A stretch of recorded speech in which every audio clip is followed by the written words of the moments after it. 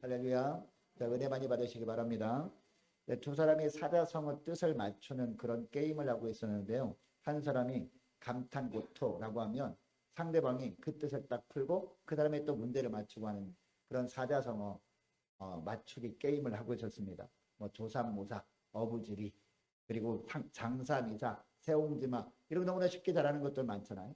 이런 것들을 쭉 주고받고 하다 보니까 자기가 알고 있는 것들이 떨어질 때가 오잖아요. 그래서 한참 생각해도 아무리 생각해도 안 떠오르는 거예요. 그래서 이 사람이 이런 이야기를 했습니다. 사람 인자에게 이게 뭔가? 라고 했더니 그런 게 어딨냐고. 사자성어 사전에 나오지 않는다고 그런 게 어딨냐고 했더니 있다라고 합니다. 그럼 도대체 뭔 뜻이냐라고 했더니 이게 무슨 말인지 아십니까? 사람이면 다 사람이냐? 사람다워야 사람이지. 이게 그런 게 어딨냐고. 내가 금방 지었다고. 예, 그런 얘기를 했습니다. 이 사람이요, 세상을 보니까 사람다운 사람이 별로 없는 거예요. 그 사람다운 사람을 아무리 찾아보려고 해도 없는 거예요. 그래서 정말 사람다운 사람이 좀 있었으면 좋겠다. 이런 마음을 담아가지고 이 사자성어를 지었다고 합니다. 여러분, 세상에 주변 사람들에게 받는 칭찬 중에서 최고의 칭찬이 뭘까요? 야, 정말 이 사람 부자네. 이것보다도. 야, 이 사람은 참 건강하네. 이것보다도 더 훌륭한 칭찬이 뭘까요? 이 사람은 참 인성이 된 사람이다. 인성이 참 좋은 사람이다. 이렇게 칭찬 들으면 여러분 기분이 좋습니까? 나쁩니까? 기분이 좋죠. 야, 나 그래도 평소에 잘 살아봤구나. 인간관계 속에서 그래도 나 괜찮게 살아봤구나. 라고 우리가 생각할 수 있죠. 여러분, 어떤 삶을 우리가 살아갈 때 인성이 바르다라고 이야기를 들을 수 있을까요? 학생이면 학생다워야 되죠. 스승이면 스승다워야 되고, 그죠? 그리고 부모면 부모다워야 됩니다. 그 주변 사람을 다 보면서도, 야, 부모라면 저렇게 살아야 돼. 부모라면 자녀들에게 저렇게 해야 돼. 라고 들을만 해야죠. 자녀면 자녀다워야 됩니다. 여러분이 신앙생활 할 때도 마찬가지 아닙니까? 우리가 일반적인 세상 속에서는요, 참 인성이 바르다라는 말을 최고의 칭찬으로 알잖아요. 근데 우리 신앙생활 할 때 어떤 게 최고의 칭찬일까요? 어떤 게요? 교회 다니려면 저렇게 믿어야 돼. 할렐루야. 어떻게 하면 이런 칭찬을 들을 수 있을까요? 어떻게 하면? 내가 직분을 받았어. 집사 직분을 받았어. 근데 집사 직분에 걸맞게 살아갈 때 이런 칭찬을 듣지 않겠습니까? 할렐루야. 장로면 장로답고, 목사면 목사답고, 안수집사면 안수집사답고, 권사면 권사다운 그런 삶을 살아갈 때, 야, 정말 교회 다니면 저렇게 살아야 돼. 이런 칭찬을 들을 수 있을 거라고 생각합니다. 여러분, 하나님도 우리를 바라보시면서 뭐라고 하실까요? 그래서 본분을 다하라. 그래서 우리 주님께서 부르실 때 과연 잘 살아왔구나 라고 칭찬을 들으며 살아라 라고 하거든요. 여러분, 우리가 예전에 봤던 전도서 맨 마지막 부분에 보면 본분에 대한 말씀을 하시거든요. 우리 하나님께서 이 솔로몬을 통해서 우리가 이 땅에 살아가면서 어떻게 사는 것이 하나님과 우리와의 관계 속에서 본분을 다하는 것이다 라는 이야기를 합니까? 하나님을 어떻게 하는 거? 경외하는 것. 자, 오늘 설교 본문이 뭐예요? 하나님을 경외하라 아닙니까? 하나님을 경외하는 것이 하나님과 우리와의 관계 속에서 하나님께 우리가 본분을 다하는 거랍니다. 여러분, 하나님 앞에서 이런 본분을 다하며 사시는 저와 여러분 되시기를 축복합니다. 여러분, 그러면 하나님을 경외하며 사는 것, 어떻게 사는 것이 하나님을 경외하는 것이냐? 오늘 본문에 보니까요, 두 가지로 나와요.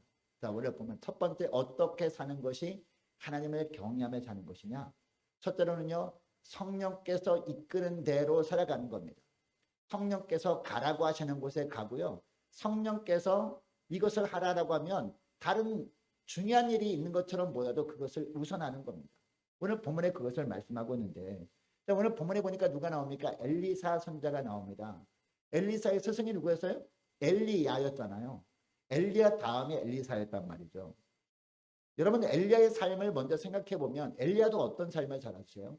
성령께서 이끄시는 대로 살았던 그런 선지자 아닙니까? 성령이 인도한 대로 살다 보니까 그곳에 갈 때마다 성령의 역사를 체험했던 그런 선지자였다는 것이죠.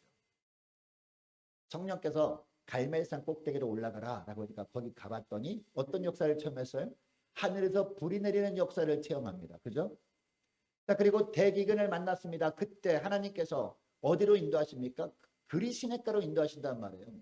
거기 가보면 물이 있습니까? 물이 없어요. 기근을 만났기 때문에. 물이 전혀 없는 그리 시냇가인데 그래도 성령께서 이끄신 대로 순종해서 가보니까 거기에서 어떤 체험을 합니까? 성령께서 까마귀를 통해서 먹을 것을 갖다 주십니다. 그것도 날마다. 이것을 놀랍게 체험하죠. 자, 그 다음은 어디로 인도합니까? 성령께서요. 이스라엘 지방에서도 많은 지방이 있었거든요. 그런데 이스라엘 지방이 아니라 시돈 땅으로 인도하시거든요. 시돈 땅에 누구한테? 사르밧 과부에게로 인도하십니다. 아무것도 없는 집으로 인도하신단 말이에요. 그래도 순종해서 가보니까 거기서 어떤 체험을 합니까? 근데 거기는 사르밧 과부의 집에는요. 가루 조금하고 기름 조금밖에 없었죠. 그런데 하나님께서 계속해서 먹고도 남음이 있도록 주님께서 은혜를 주신 것이죠. 이런 놀라운 체험을 합니다. 그리고 죽었던 과부의 아들도 살아나는 놀라운 성령의 역사를 체험하게 되죠. 어떻게 하다 보니까 성령께서 이끄는 대로 살다 보니까 결국 마지막은 이 성령께서 이끈 대로 사는 이 엘리야를 하나님께서 어떻게 하시죠? 죽음을 보지 않고 올리우시죠. 자, 이것이 우리가 종려주일 이전까지 들었던 말씀이에요. 자, 이제 엘리야는요 더 이상 이스라엘 땅에서 볼 수 없게 되었습니다. 자, 그렇다고 해서 그와 함께 하셨던 성령의 역사도 끝이 난 걸까요? 그렇지 않죠. 엘리사가 이어받습니다. 그죠? 이번에는 엘리사를 여리고 성읍으로 인도하셨죠. 우리가 예전에 살펴본 말씀을 돌아보거든요. 여러분, 여리고 성읍은 어떤 곳이었습니까? 물이 풍성한 지역이었잖아요. 물이 풍성한 지역이었는데 그 물이 어떤 물이었다? 쓰지 못할 물이었다는 것이죠. 물이 풍성해서 야, 농사가 잘 되겠구나라고 했는데 희한하게 수확할 철만 되면 열매를 맺지 못하는 그런 나쁜 물이 있었단 말이에요. 이것 때문에 고민하면서 이 여리고 사람들이 엘리사 선자가 왔을 때 자기들의 고민을 털어놓지 않습니까?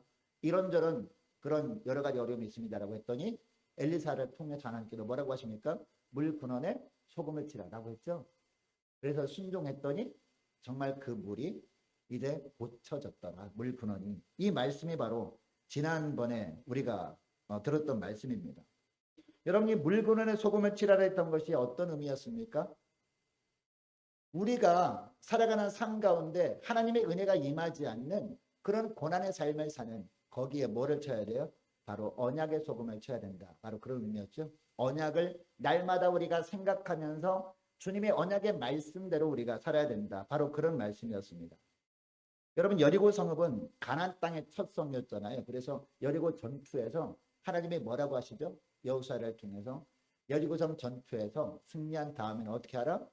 전리품들을 가질 생각하지 말고 그것을 전부 다 태워서 하나님께 드리라라고 했단 말이에요. 왜 그렇습니까?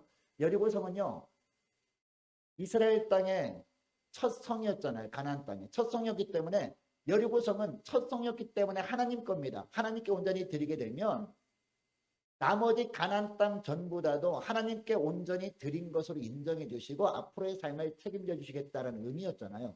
그래서 첫 열매를 하나님께 드리라라는 의미에서 여리고성 전투에서 승리한 다음에 다 태워드리라 라고 했던 것이죠. 자, 그런데 하나님께서 이 언약의 말씀을 하시는데 온전히 순종합니까? 온전히 순종하지 못했습니다. 누구 때문에? 아간 때문에. 이 아간이라는 한 사람이 여리고성 전투에서 승리한 다음에 수많은 전리품 중에서 일부 아주 조금만 숨겼죠. 자기 것으로 삼기 위해서. 야, 이 정도인데 하나님이 봐주지 않을까? 이렇게 조금 이렇게 내 걸 만든다고 해서 하나님의 사랑의 하나님인데 뭐라 그러시면 안 되지 라는 생각으로 했을지도 몰라요. 그런데 그것을 하나님이 용납하지 않으시죠. 아주 조금만이라도 그것이 죄악이 들어오게 되면 하나님은 그것을 거룩한 것으로 여기지 않으시죠. 결국 그래서 어떻게 됩니까? 결국 그래서 여리고 성이요 저주받은 성읍이 된 거죠. 우리가 지난번에 살펴본 것처럼 여리고 성에 물이 있긴 하지만 이 물이 쓰지 못할 물이 돼버린 겁니다. 뿐만 아니라 이 여리고가 있는 지역, 북이스라엘 지역 아닙니까? 거기가 우상 숭배나 하는 지역으로 변모돼 버린 겁니다. 여러분, 그런데 하나님께서 아무리 성령께서 바로 이 여리고로 이끈다고 할지라도 그런 역사를 엘리사가 몰랐을 리가 없잖아요. 몰랐을 리가 없는데 그렇다면 야, 이처럼 저주받은 성읍인 여리고보다도 다른 지역으로 가는 게 더 좋지 않을까라고 생각할 수 있습니다. 그럼에도 불구하고 이 엘리사가 어떻게 합니까? 성령의 이끄심 따라 여리고로 간 거죠. 여러분처럼 성령의 이끄심 따라 사는 것이 하나님을 경외하는 삶인 줄 믿으시기 바랍니다. 그리고 엘리사는 또 어디로 갑니까? 베델로 향합니다. 성령께서 베델로 이끄셨을 때 베델로 향한다는 거죠. 여러분 그 당시에 선지자 학교가 있던 곳이요. 이 여리고만 있는 것이 아니라 여리고도 있었고 그리고 길갈에도 있었고 그리고 베델에도 있었거든요. 자 그리고 이 여리고 바로 옆에 길갈이 있었단 말이에요. 길갈을 지나서 한참 위로 올라가야 베델이 있거든요. 그렇다면 길갈로 가도 되는데 왜 베델로 갔을까요? 저 오늘 본문에 보니까 베델로 간 이유가 무엇입니까? 성령께서 이끄셨기 때문에. 여러분 엘리야와 엘리사에게 성령의 이끄심 따라 살기 원하셨던 하나님은 오늘날 우리에게도 동일한 요구를 하지 않으실까요? 하나님을 경외하며 산다고 우리가 생각하고 있다면 우리가 어떤 삶을 살아야 돼요? 성령의 이끄심 따라 살아야 된다는 것이죠. 우리가 어디로 갈 때도 성령께서 이끄시는 대로 가야 될 줄로 믿습니다.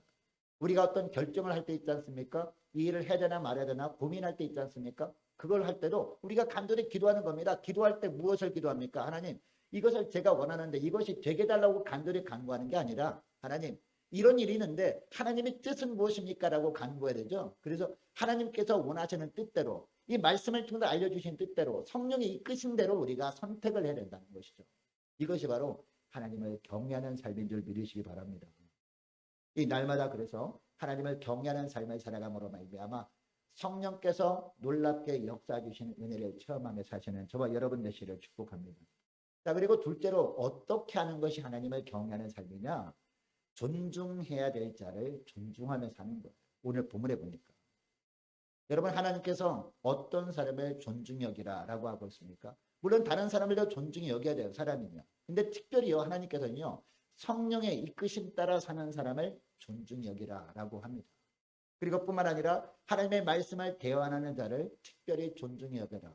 왜? 그런 사람을 존중히 여기는 것이 그 사람에게 임해 있는 하나님을 존중히 여기는 것이기 때문에 이런 말씀을 하는 겁니다. 자, 오늘 본문 보시기 바랍니다.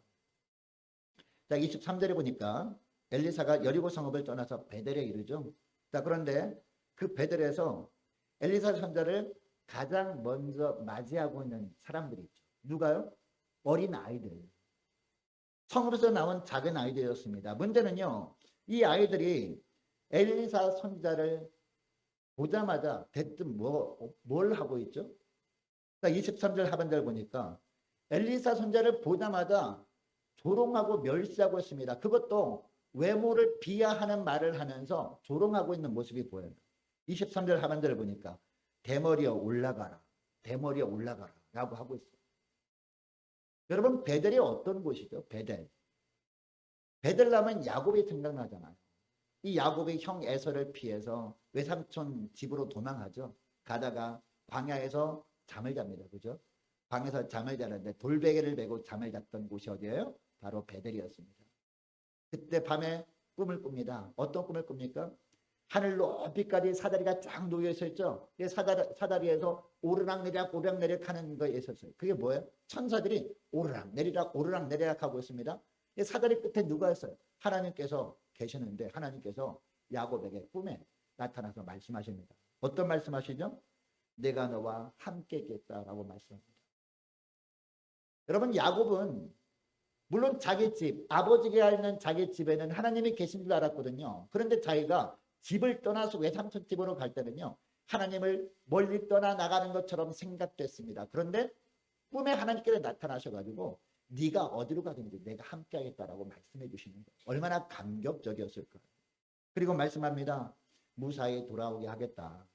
아브라함과 이삭에게 약속한 약속을 내가 다 이루마. 이런 말씀을 하신 겁니다. 하나님께서. 이 야곱이 잠에서 깨어납니다. 그리고 돌베개를 기둥으로 세우고 제단을 삼아서 하나님께 예배를 드리잖아요. 그래서 그곳을 하나님의 집이라는 의미에서 베델이라고 이름을 짓거든요. 베델, 이게 집이라는 뜻이죠. 엘은 하나님을 의미하죠. 하나님의 집이라고 해서 베델이라고 이름을 지은 겁니다. 여러분 이때부터 베델은요 거룩한 곳으로 여겨졌습니다. 그런데 이 베델이 어떻게 되어버렸어요? 변질되어 버린 겁니다. 북이스라엘의 초대왕이었던 여로보암이 이 베델과 그리고 북이스라엘 맨 끝지방에 섰던 단이라는 곳에 두 군데 금송아지 우상을 세우고요. 이 금송아지를 그동안 우리를 인도하셨던 하나님이라고 치자라고 하면서 이 금송아지에 나와서 제사를 드리면 하나님께 제사를 드리는 걸로 인정해 주겠다라고 해버린 거예요. 하나님께 제사를 드리고 싶어하는 사람들에게 이제는 너희들 예루살렘에 있는 예루살렘 성전을 가지 않아도 된다. 이 베델과 단에 세워진 이 금송아지에게 와서 예배를 드리면 된다라고 했던 겁니다. 이렇게 미혹한 겁니다. 이때부터 이 베델은 하나님께 예배하는 장소가 아니라 우상을 숭배하는 장소로 변질되어 버렸던 거죠. 그러니까 베델에 살고 있던 사람들은요, 자연스럽게 이 금송아지 우상을 숭배하는 것에 영향을 받게 되어 있습니다. 인간적으로 생각으로는 엘리사가 이처럼 변질돼 버린 베델에 가는 것보다 차라리 길갈로 가는 것이 더 낫지 않을까라는 생각을 했을 거예요. 그런데도 불구하고 이 베델로 향한 이유가 뭐예요? 성령께서 이끄셨기 때문에 이렇게 한 겁니다. 여러분, 성령께서 왜 엘리사를 베델로 인도하신 걸까요? 우상 숭배 사상에 젖어 있는 사람들을 회복시키기 위해서 엘리사를 이 베델로 보낸 거였습니다. 여러분, 이 베델에 있는 사람들이 얼마나 심각한 상황이었는지 아십니까? 이 베델에서 나온 이 어린 아이들, 이 작은 아이들을 보면 알 수 있습니다. 여러분, 이 아이들은요, 엘리사가 베델에 갔을 때 자연스럽게 엘리사가 만났던 아이들이 아니었습니다. 이 엘리사가 베델에 도착하기도 전에 아이들이 먼저 저 멀리서 누군가 오는 거 보니까 가만히 보니까 엘리사거든요. 근데 아이들이 우르르 몰려간 거예요. 이 엘리사한테. 엘리사를 쫓아가가지고 이 베델에 오는 것을 오지 못하도록 막 막은 겁니다. 조롱하면서. 대머리에 올라가라. 대머리에 올라가라. 막 멸시하면서 막 조롱하면서 베델로 못 들어오게 막은 거예요. 어디로 올라가라는 거예요? 여러분, 조금 전에 엘리야가 회오리 바람을 타고 하늘로 올라갔잖아요. 그것을 소문을 듣고 알고 있었을 거 아닙니까? 그러니까 이 엘리야가 올라간 곳, 하늘로 올라가 버리라는 거죠. 무슨 얘기예요? 죽어버리라는 거죠. 여러분, 지금 엘리사를 놀리고 있는 것은요, 어른들이 아니에요. 아무것도 모르는 어린 아이들입니다. 아무것도 모르는 이 아이들이 왜 이렇게 한 걸까요? 이 아이들은 어른들이 집에서 하는 말을 그대로 하는 습성이 있잖아요. 그리고 집에서 하는 행동을 그대로 따라하는 습성이 있습니다. 그래서 유치원에 보면요, 간혹 가다가 역할극을 해요. 이 엄마 아빠 놀이를 하잖아요. 가정에서. 그 놀이를 하면요, 그 아이들이 집에서 무엇을 듣고 있는지, 무엇을 보고 있는지 그대로 나와요. 근데 엄마 역할을 하는 사람은 어떻게 할까요? 집에서 엄마가 하는 것을 그대로 말합니다. 아빠 역할을 하는 사람은요, 아빠가 하는 것을 그대로 행동합니다. 그래서 선생님은요, 그 역할을 하는 거 보면서 이 집이 어떤 가정이구나라는 것을 파악한다고 하죠. 잘 파악해야 그 아이들을 잘 양육할 수 있으니까 그렇게 하는 거라고 합니다. 여러분, 이 아이들의 부모들이 가정에서 엘리사 선지자를 멸시하는 말을 그동안 들어왔던 거예요. 엘리야 선지자는 인정할 만합니다. 왜냐하면 모습도 굉장히 선지자다웠잖아요. 그죠? 겉으로 볼 때도 굉장히 홀리했거든요. 거룩해 보였거든요. 엘리야 선지자는 인정할 만한데, 근데 엘리사가 엘리야의 후계자라고 하면서 선지자라고 말을 한 거 보니까 모습이 너무나 아닌 거예요. 겉모습이. 탤런트급은 아니라 할지라도, 배우급은 아니라 그럴지라도, 아니 어느 정도 선지자라면 어느 정도 외모가 받쳐줘야 되지 않겠느냐라고 생각하고 있었는데 외모가 영 아니었던 거예요. 거기다가 가장 정말 자기들이 싫어하는 대머리까지. 그래서 집에서 이 부부끼리 서로 말한 거예요. 아유, 엘리사가 말씀을 증가하는 선지자래. 엘리사가 다른 사람도 아니라?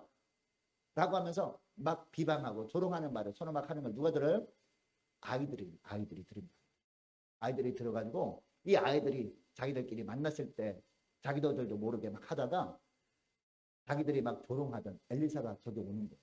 그래서 못 오게 막 막은 거예요. 대머리에 올라가라. 대머리에 올라가라 막 조롱한 겁니다. 여러분, 그 아이가 어떤 행동을 하는지 보면 그 부모가 아이 앞에서 어떤 말을 하며 살고 있는지, 그리고 어떤 행동을 하며 살고 있는지 다 드러나게 되어 있습니다. 지속적으로 이런 말을 듣다 보면 엘리사를 보자마자 당연히 나오는 행동이 바로 이런 행동이었던 것이죠. 여러분, 하나님을 경외한다는 것은 어떤 의미입니까? 하나님의 말씀을 대언하는 주의 종을요 존중한다는 의미입니다. 여러분, 외모가 중요합니까? 내면이 중요합니까? 하나님은 외모를 보십니까? 마음의 중심을 보십니까? 뭘 보세요? 마음의 중심을 보십니다. 그래서 다윗을 기름 부어 왕으로 세울 때도 여러분, 다윗이 겉으로는요 왕이 될 만한 그런 모습이 아니었잖아요. 그 가정의 제일 막내 아니었습니까? 그 당시에 사무엘 선지자가 봤을 때는 왕이 될 만한 소질이 있어 보이는 외모가 그 형들이었단 말이에요. 그럼에도 불구하고 하나님은 누구를 선택하세요? 다윗을 선택하시면서 사무엘에게 말하죠. 사람들은 외모를 보거니와. 무슨 얘기예요? 너는 외모를 보지만 나 하나님은, 여호와 하나님은 뭘 본다? 마음의 중심을 보느니라 라고 말씀하셔서 이 다윗을 세우시는 장면 우리가 잘 알지 않습니까? 여러분, 이처럼 다윗을 세우셨던 하나님은요 오늘 본문에 나오는 이 어린 아이들이 부모들에게도 똑같이 말씀하지 않으셨을까요? 사람들은 외모를 보지만, 너는 외모를 보지만 나 여호와는 마음의 중심을 본다. 그래서 엘리사를 세웠다. 엘리야의 이 제자들이 많지 않았겠습니까? 천지 학교가 있을 정도였습니까?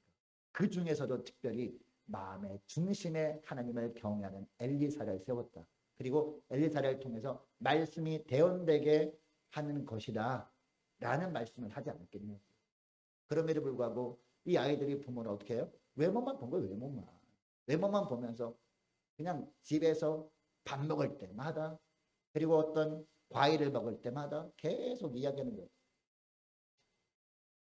그러니까 누가 들을까요? 아이들이 들으면, 아이들이 계속 들으면, 아침마다, 점심마다, 저녁마다 계속 들으면. 그래서 엘리사를 보자마자 자기들도 그렇게도 되는 줄 알고 그렇게 한 겁니다. 여러분, 성령이 이끄신 대로 사는 사람을 존중하는 것이 하나님을 존중하는 것. 이런 삶을 사는 것을 누가 보실까요? 주님이 보십니다. 주님이 보시고 하나님을 경외하는 것으로 하나님께서 알아주시는 겁니다. 이런 사람을 하나님도 어떻게 하십니까?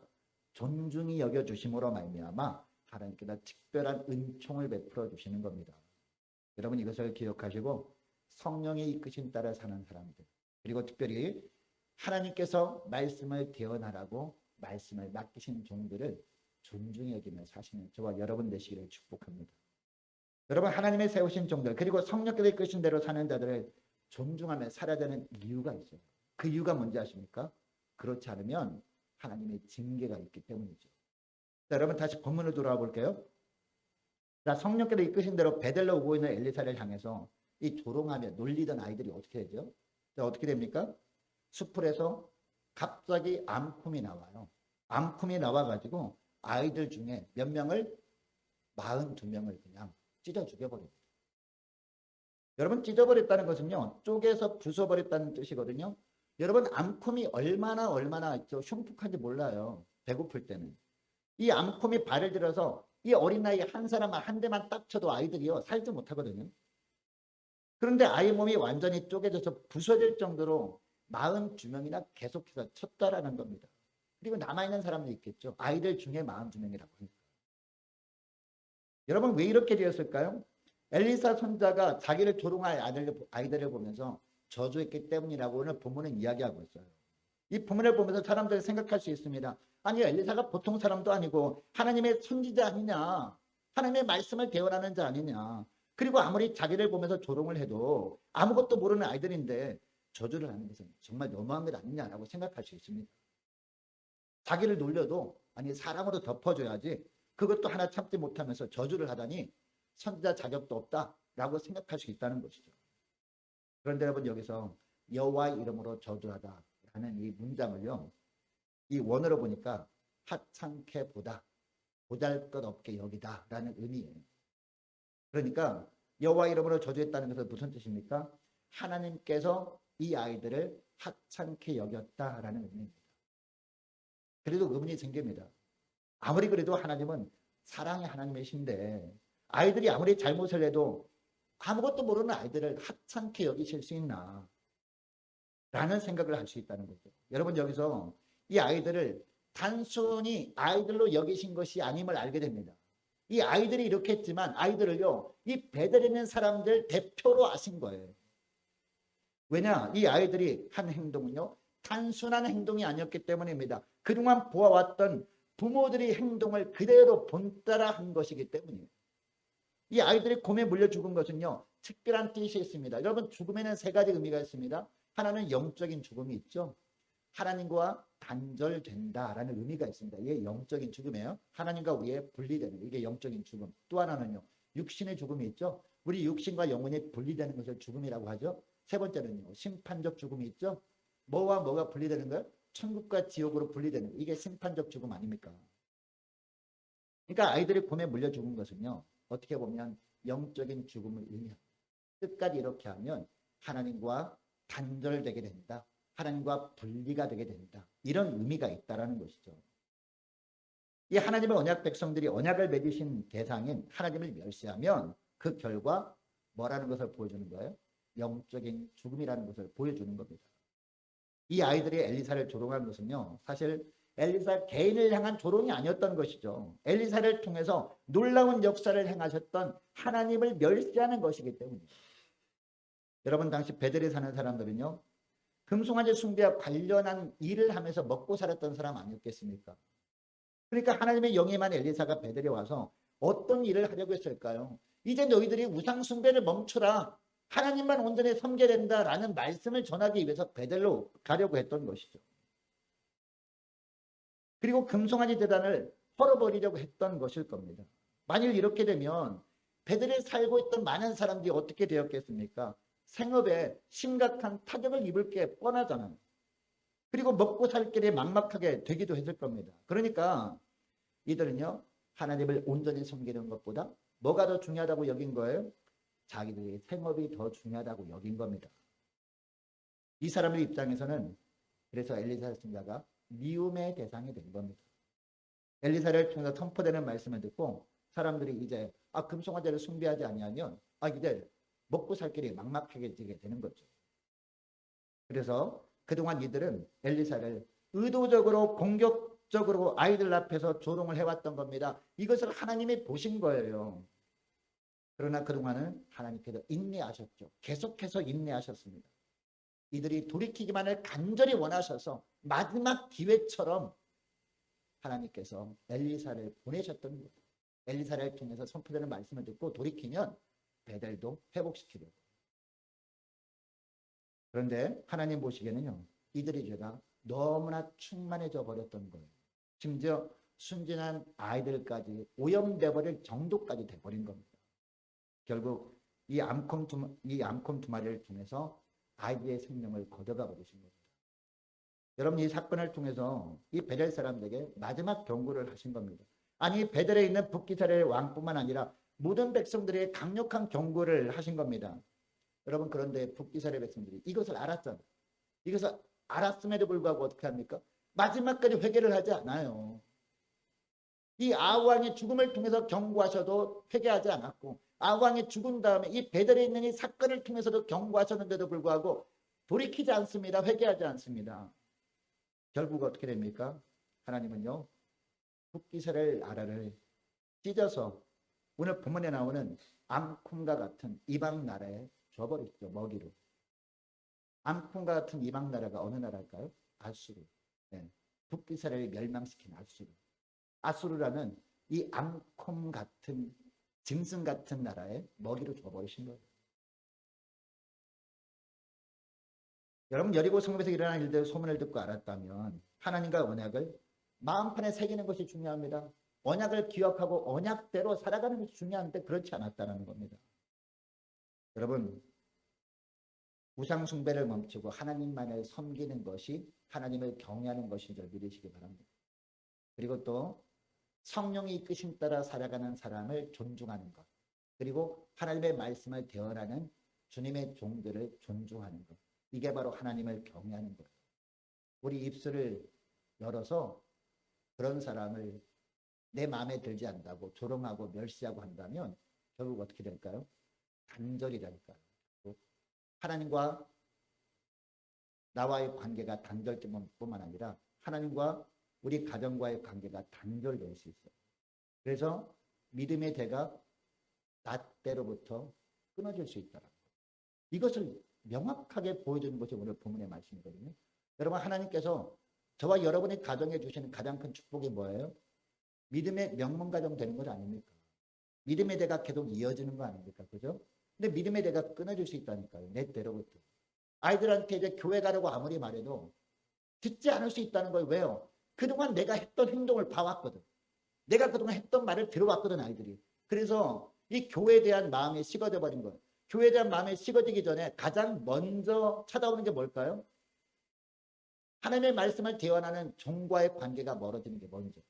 그 다음에 점점 교회의 관계가 멀어지는 거예요. 그 다음 찾아오는 게 뭐예요? 하나님과 단절을. 그러면 믿음의 대가 끊어져 버리면 얼마나 비극입니까? 여러분, 하나님은 이런 비극을 저와 여러분의 가정에 주길 원하십니까? 결코 주지 않으시려고. 가장 큰 축복은 믿음의 대가 계속 이어지는 축복, 믿음의 명문 가정이 되어지는 축복. 그래서 정말 세계 선교에 멋지게 쓰임받는 그런 귀한 가정이 되길 주님이 원하셔서 오늘 본문의 말씀을 하시는 줄 믿습니다. 이제 말씀을 맺길 원하는데요.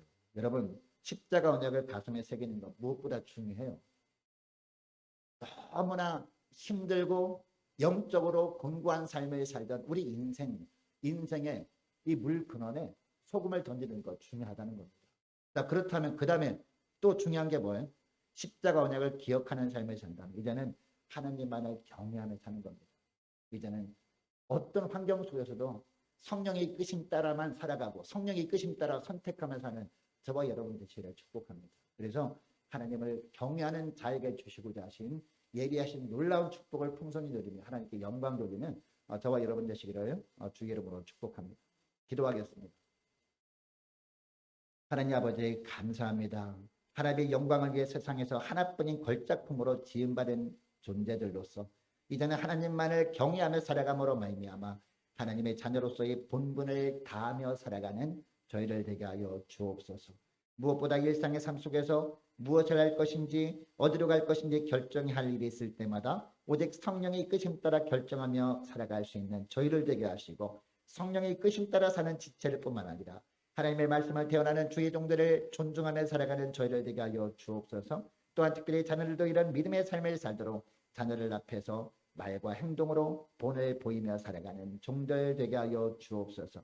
이렇게 함으로 하나님께서 하나님을 존중하는 것으로 여기셔서 하나님께서도 존중히 여겨주시어서 하나님께서 정하신 때에 하나님께로 높여주시고 믿음의 대가 은혜롭게 이어져가는 믿음의 가정들 세워갈 수 있도록 은총 내려 주옵소서. 감사드리오며 우리 주 예수님의 이름으로 기도합니다. 아멘.